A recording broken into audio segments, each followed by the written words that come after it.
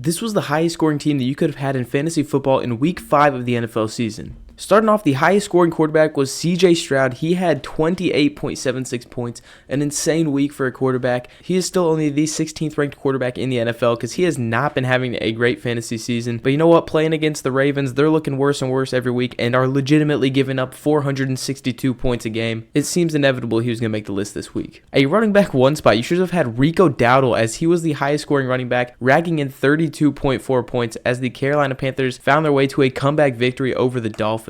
This was a shocker. As you can see, he's only the 27th ranked running back in the league with this week scoring 32 points, but nevertheless he's made his first appearance on this list. The second highest scoring running back in the league was Jonathan Taylor. He has now made his third appearance on this list, 31.6 points, another crazy week, and somehow he's still the second ranked running back in the league. I don't know how he's not number one, but as you can see, he was projected 22.6 points. He certainly showed out. A wide receiver one spot, you should have had Emeka Egbuka. He scored 31.3 points, the rookie out of Ohio State, playing against his former teammate Jackson Smith-Njigba. Man, the Buccaneers are spoiled with their wide receivers. Right as Chris Godwin and Chris Evans are starting to get old, they get their next elite wide receiver, already the third ranked wide receiver in the league. He is having himself a good rookie season. A wide receiver two spot, you should have had Jamar Chase. He put up 29 points this week, now the 9th ranked wide receiver, even though he's got Jake Browning throwing him the ball. This is actually his second appearance. Will he be able to keep it up through December by the time Joe Burrow gets back? Who knows? Either way, still good to have Jamar Chase on your team. The highest scoring tight end this week was AJ Barner. This is a crazy ball knowledge poll. With 24.3 points, he's now the 11th ranked tight end in all of fantasy, despite not even being the number one tight end on his own team. The best flex option you could have had this week, given that you had all the rest of these guys, was Kyren Williams. He scored 31.1 points. The Rams are starting to look like a good team, and he is certainly at the helm. Now the 8th ranked running back in the league, and he is having yet another great season. The highest scoring defense was the Saints. They put up 18 points as they held the Giants to 14 points. They're only the 11th ranked defense in the league. They obviously have not been the most consistent. However, they did good enough this week to make the list. And finally, at the kicker spot, Keami Fairbairn also scored 18 points. The Texans scored so many times. If he didn't make the list this week, that would have been embarrassing. However, he's now the 4th ranked kicker in fantasy, having himself yet another good season. Definitely a good guy to have on your team. And if someone managed to get all of these 9 guys on their team, they would have scored 244.46 points this week. That is an absolutely unreal score. If you play fantasy, you know most people this week only scored like 120 points, maybe a little more or less, but 244 would have absolutely doubled that score and would have beaten anyone else you could have played in your league. Did you have any of these guys on your team? Let me know down in the comments below who you had, if they helped you to a victory, and if not, better luck with your players next week.